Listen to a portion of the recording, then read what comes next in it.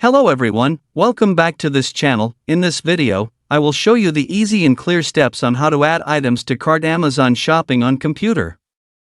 So how to add items to cart Amazon Shopping on computer.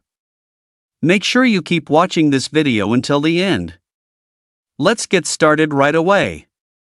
Firstly, just go to the Amazon application on your computer or laptop browser.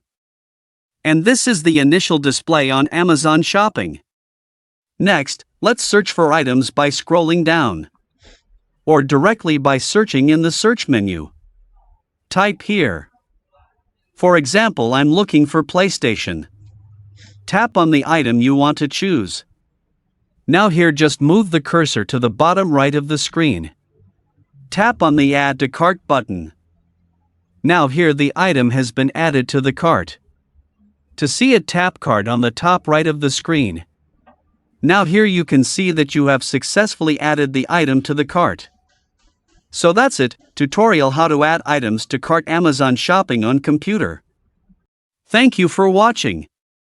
I hope this video is useful. See you in the next video.